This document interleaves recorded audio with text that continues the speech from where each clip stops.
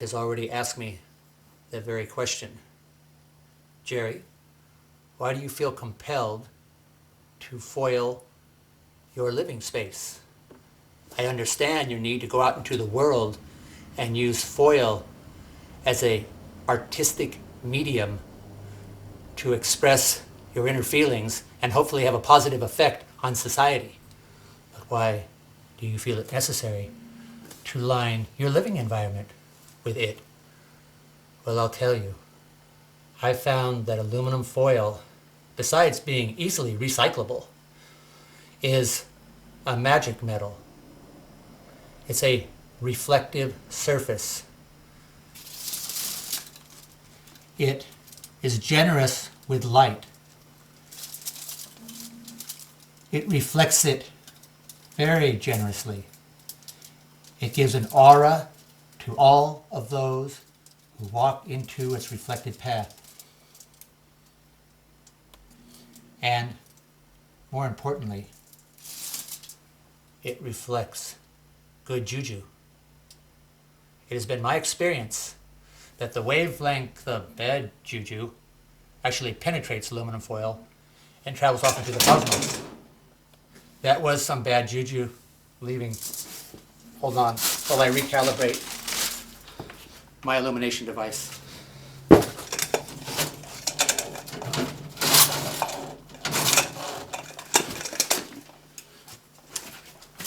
I hope you don't find this too distracting. I know I do. As I was saying, there is not necessarily such a thing as evil, but there is definitely such a thing as bad juju. I don't want to sound judgmental. It's physics, really. I find that the molecular structure of aluminum foil is not impervious to bad juju.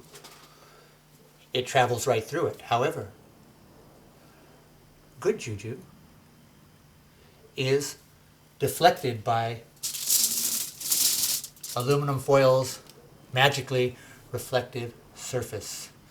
The molecular weaving is just dense enough so that light and a very similar property, good juju, is deflected, reflected, refracted back at my spirit, which I find is very absorbent of good juju, if I may say so myself. It is generous with light. It reflects it very generously.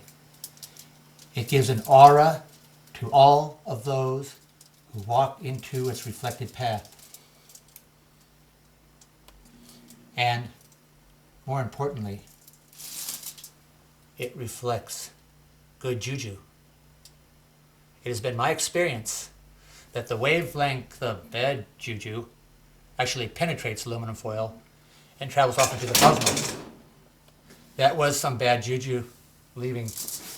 Hold on while I recalibrate my illumination device.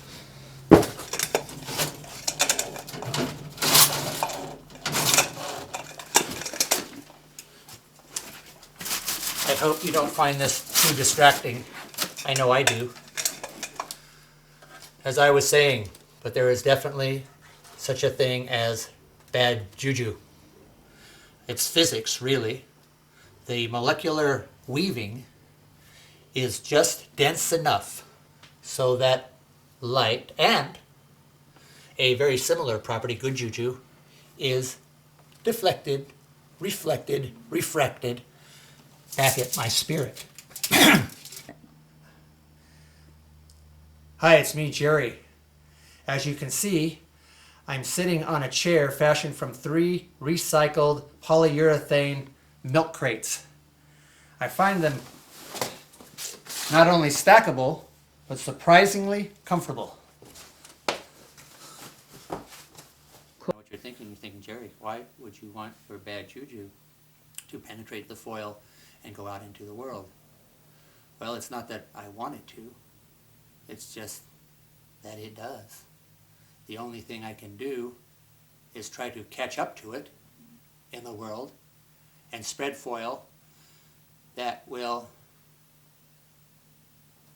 absorb it, I guess, because it can't reflect it, it can't deflect it out into the atmosphere, so it can absorb it. And I'm still working on that formula. But I do know that reflected good juju is a good thing.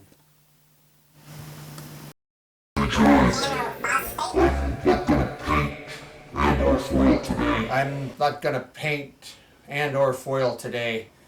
I'm kind of agitated, actually. Maybe I should back up a bit.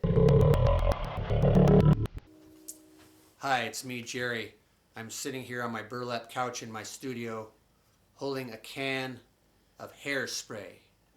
Maybe I should back up a bit. It started out peaceful enough. Every Tuesday is Impressionist painting day for me. I like to go out into the world without my glasses, as if I were venturing through one giant Monet. Well, it just so happens that I heard they got in a new shipment of latex aerosol paint at the Community Hazardous Waste Disposal Center. So, I went over there to get some. When I got home, and I put my glasses back on, I realized what I had in hand was a can of common hairspray.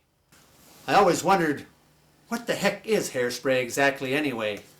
So I decided to read the label on the back. Oxaltyl methoxynilamide, aminoethyl methacrylate. Oh my, people spray this on their hair?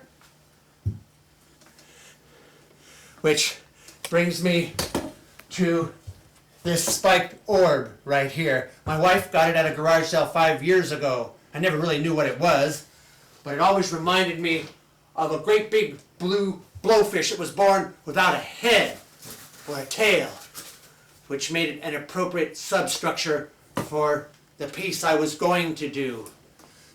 I was going to foil it and call it organophosphate molecule after I read that article. And then when I got back to my studio and I went to get the foil from the shelf, I noticed in my peripheral vision a whole slew of household and shop chemicals. And I decided to see just what the heck they were composed of. I got some engine degreaser here. It contains petroleum distillates, tetrachlorophene, and thousands of chemicals in this one can. And common everyday ammonia and bleach. And it mixes these together, and you have your own chemical weapon. And Maybe I should back up a bit. I guess what I'm trying to say is this next coming weekend, when you head out to the Home Depot, Osh, or Lowe's, looking for #1 professional wood filler solvent, think twice, because you could go to the Community Hazardous Waste Collection Center, where at least they're not making more of it. They may release it out into the community where it finally gets used up, but the circle ends there.